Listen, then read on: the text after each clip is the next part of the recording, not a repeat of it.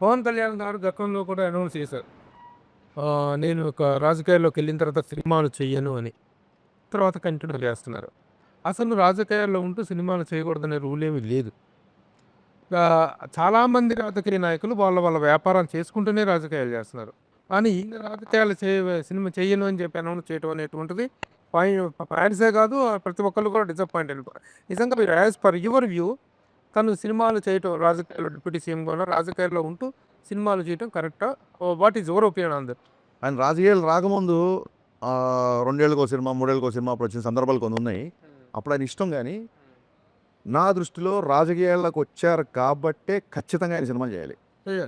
ఖచ్చితంగా చేయాలి. ఇప్పుడు ఎక్కువ చేయాలి. సంవత్సరంకో సినిమా చేయాలి ఆయన. ఎందుకంటే the kind of charity he does, the kind of donations he give ఖచ్చితంగా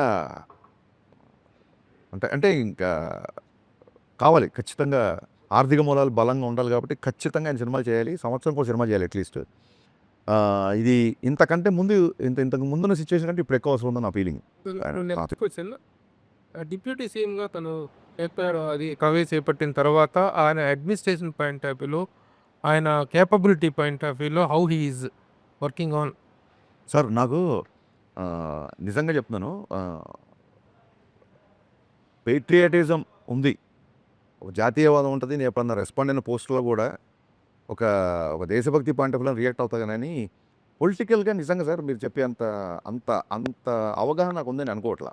కానీ ఇప్పుడు ఎలా ఉంది అని అప్పుడు మటు మీకు ఫన్నీగా చెప్తాను. ఇంతకుముందు డైరెక్ట్గా నేను క్యారవాన్లోకి వెళ్ళిపోయేసరికి నేను ఈ షర్ట్ అనుకుంటున్నాను, మీకు ఇక ప్యాంట్ అనుకుంటున్నాను చూపించేవాడిని. ఇప్పుడు అలా వెళ్తుంటే అక్కడ గన్మెన్లు ఆపేసి దాన్ని మెటల్ డిటెక్టర్తో చెక్ చేసి, బాబు రోజు చూస్తారు ఏంటి బాబు ఇదంటే, సార్ ప్రోటోకాలే ప్లీజ్ వదిలేండి సార్ మాకు తెలుసు కదా అని చెప్పి అలా మొత్తం చెక్ చేసి పంపించేవాడు. పొద్దునే దాల్చుకోవడాలు వస్తారు, వచ్చి మొత్తం సెట్ అంతా కలిపి వస్తారు. ఏంటి కళ్యాణ్ గారు అంతా ఇది మనవాళ్ళే కదా అని కళ్యాణ్ గారు బాబు రిక్వెస్ట్ చేశారు, సార్ ప్లీజ్ మా ఉద్యోగం ఇది దయచేసి మీరు అని చెప్పి ఆయన రిక్వెస్ట్ చేసిన సరే వాళ్ళు వినరు. Experience sir. ఓజీ అప్పుడు మామూలు జనరల్ ప్రెస్ మీట్లో కూర్చుంటారు కదా, బట్ కళ్యాణ్ గారు వచ్చే కన్నా ముందు వస్తున్నారని చెప్తుంటే ఇంకా రావట్లా. ఒక అరగంట ముందు వచ్చి డాగ్ స్క్వాడ్ వాళ్ళందరూ చెక్ చేస్తున్నారు. అప్పుడు అనుకున్నాం కళ్యాణ్ గారు వస్తున్నారు. అదే మనం సీన్లు పర్ఫామ్ చేసి చూసినప్పుడు గబుక్కున నేను ఆయన ప్లేస్లో ఉన్నా, లేదంటే నేను హీరోయిన్తో పక్కగా ఆర్టిస్టులు ఏం చేస్తాను చేసి చూపించేప్పుడు ఆయన ఇట్లా మాట్లాడుకుంటే ఇలా గబుక్కుని ఇలా పట్టుకుంటే టప్ప నలుగురు వచ్చేవాళ్ళు. సార్ అలా చేయకండి బాబు, సినిమా షూటింగ్ చెయ్యాలి, గబుక్కుని ఇలా చేయి పట్టుకున్నా ఏమైనా చేసినా సార్ ఇలా అన్నా టపక్కన వచ్చేవాళ్ళు అనమాట. సో ఇవన్నీ కొంచెం న్యూ ఎక్స్పీరియన్స్. మొత్తం సార్ ప్రతి ఫైటర్ అందరిని చెక్ చేసి అసలు మామూలుగా కాదు.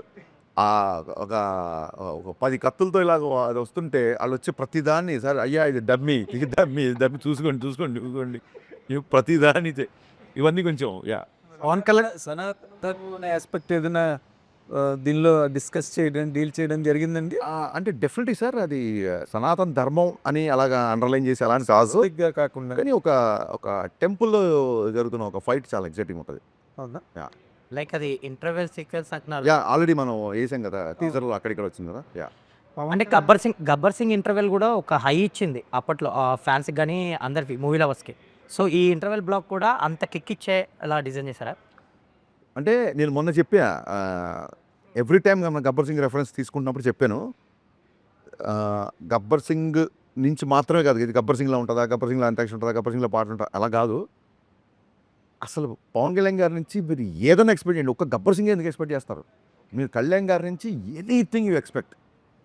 Let it be styling, let it be hair style. చెప్పాను ఒక ఏ దాని గురించి మళ్ళీ నేను స్టైల్ ఇంకో take. Let it be swag, let it be that charisma, let it be dialogues.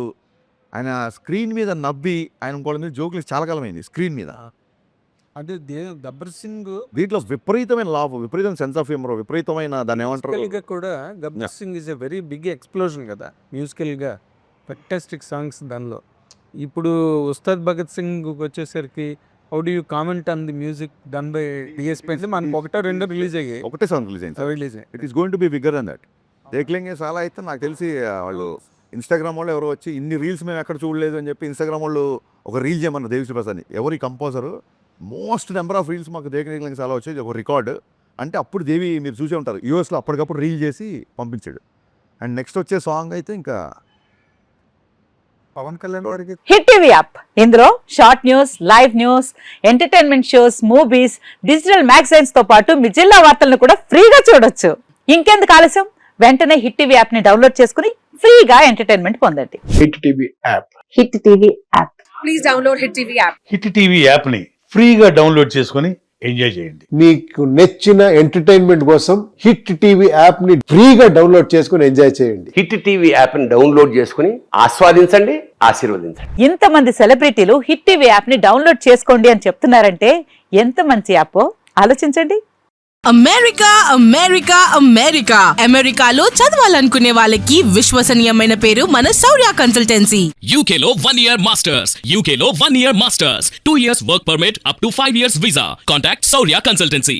Contact 89851 89851.